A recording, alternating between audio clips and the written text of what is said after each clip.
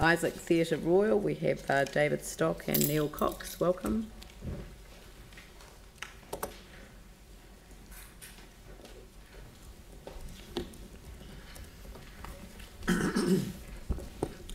Your Worship, the Mayor and Councillors, we really appreciate this opportunity to talk to you about this matter.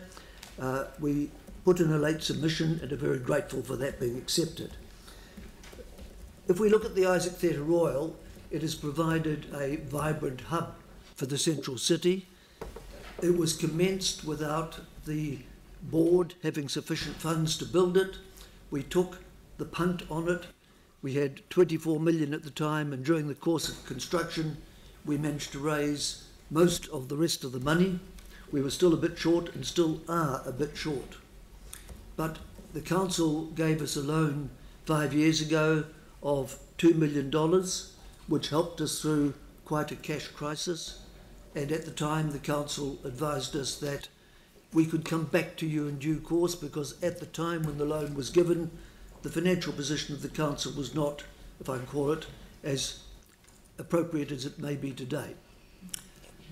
Also, the theatre still needs to raise further funds. We have a major problem during summer with the theatre overheating and with patrons being at risk with health and safety. We're looking at fully air conditioning it, which is needed. We know that Gloucester Street is to be closed off, and we have got an access from Armour Street which we may need to develop. We've got lighting which frankly is antiquated and which people using the theatre are stating must be replaced. We have got continual ongoing expenditure, which means that we are constantly under pressure for funding. We are grateful for the 300,000 we got from the mayoral fund, but we also recognise that others in the art sector have received grants, and to date we have received the loan but no other grants from the city to assist us. In addition to this, we have a position where we think we are adding quite a beneficial effect to the economic position of the city in this particular area. I'd also like to talk just briefly about the reason why we need this money from a balance sheet point of view. Although we have a relatively strong balance sheet, we have never made a profit, we're unlikely to ever make a profit, and we are finding that our funds are constantly under pressure for one reason or another. And although some people have said to us we could borrow to meet this expenditure, that is not practical, because frankly, technically we run where we are cash flow positive but balance sheet insolvent, and that's always been an issue for us. We managed to get through, but it would be of great benefit to the theatre if the $2 million could become a grant. I'd now like to hand over to Neil to just tell you of the economic benefits and some of the figures about what occurs in that area by reason of having the theatre there. Neil. Good afternoon. I'm sure all of you have been to the Issac Theatre Royal in the last 3.5 years, well at least I hope you have. We have achieved everything we set out to achieve. We sort of ran by the seat of our pants to get the theatre open on time on the 14th of November 2014. We got there, and since then we've become what many people have regarded as the shining light of the CBD, and we turn our lights on quite often. And people walk down the streets, tourists, that whole area, see the lights lighting up our facade and think something special is going on, and it generally is. Just to put some figures into perspective, pre-earthquake we were probably doing somewhere between 160 to 180 performance days a year. The past 3 years we've topped 300 each year, and last year we had 360 individual performances in the theatre. So business is good and people love the theatre, and of course we're dependent on the shows and what the shows are. But for those of you who attended Wicked from Showbiz Christchurch during the months of April, I think that many people who went to see that show, and maybe have seen it in other centres around the world, commented it was a world-class production, and it certainly was. The fact that it is because we can work with showbiz on a collaborative basis to ensure that we can maximise their results and also provide them a venue that is going to be technically enhanced for years to come, so that they can continue to do that. But of course, as David said, it puts pressures on us. I'll give you a small indication as to what needs to be done very quickly outside of the air conditioning.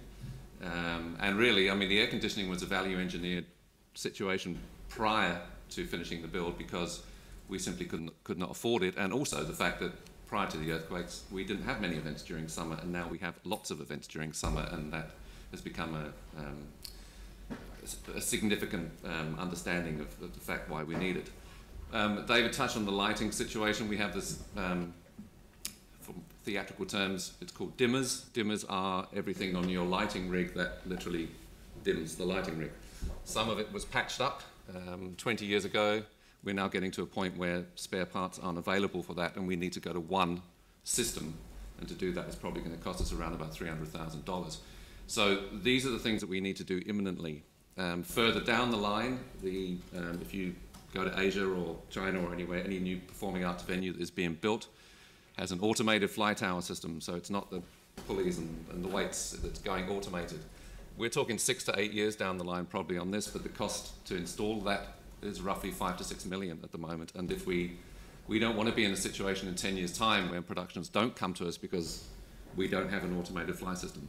So these are the things we're trying to future-proof and to make sure that we can continue to deliver the theatre for the city and to have the economic benefit to the surrounding area that we have delivered over the last 3 years. To give you some rough ideas, I gave you the performance days, but over the last 3.5 years, over 500,000 people have walked through our doors. And that's not just open days or whatever. These are ticketed people who've actually come to visit and come to attend shows. We constantly work with the businesses around New Regent Street and the surrounding area. We work with all of them. They know our schedules, they look on our websites, they open accordingly, they ask us what the numbers are, and we tell them what the numbers are for shows. And every single one of those restaurants and bars in the surrounding areas boom when we have shows on. So we've delivered on way beyond our promises. We had no expectation of the numbers that we would achieve, but it constantly amazes us as to the accolades and the endorsement from the Christchurch community and our patrons as to how fantastic the theatre is, and we agree. Another important point that we wanted to raise is we don't have any volunteers. We employ all our staff. So the other benefit outside of just what the venue has achieved is that we have over 50 paid staff. So we create employment opportunities as well. They have to be trained in health and safety. We have strict health and safety processes, and recently had an assessment by WorkSafe.nz via a company called Summit and got an A+ rating for our health and safety. So we are delivering on everything that we've set out to do. We work closely with the local organisations, CSO, Showbiz, as I mentioned. We provide community rates for organisations to be able to access the theatre. And over the last 3 years, we've had a sponsorship through ASB, which we sought ourselves, to be able to fund the theatre to provide venue rental for free to organisations from around Christchurch. That is coming to expiration date at the end of June, and we're in negotiations with ASB to continue that. We're extremely positive. So I think, as David touched on as well, I mean, we've covered a lot of these initiatives ourselves, and we will continue to cover those initiatives, but with the due date for the $2 million loan coming up soon, we need to have some form of, I suppose, allowance that we know that what we're working to for the future can actually be something we can achieve.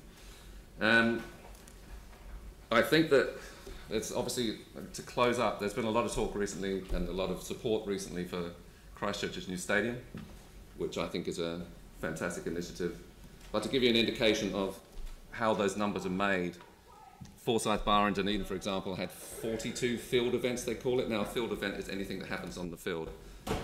So, regardless of what happens in the corporate boxes and everything else around, for us to have 360 performance days within the theatre alone last year must deliver some significant economic benefit to the city. We don't have that in numbers, but I think that's a fair assessment of what the ITR has achieved over the last 3.5 years. Thank you. You've just left time for one comment or question from Neil, Vicky. thank you very much for that. That's been really helpful. But I'm just intrigued, and I think you've done an amazing job of bringing it back and making it available to everybody, and the shows have been amazing.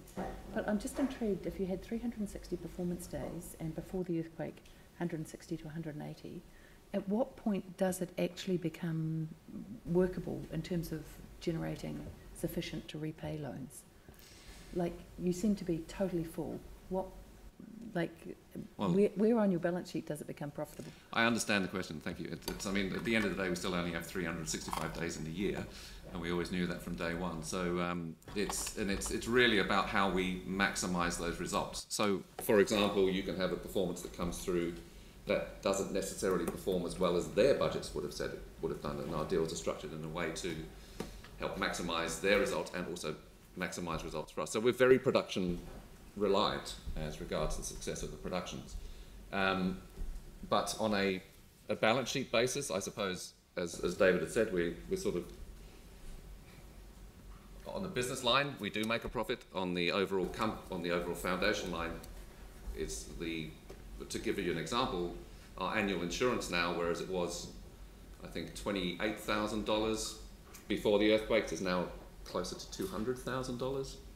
So, and we raise grants and everything for that situation as well. Could you afford for the loan to extend if take back rather than just made into a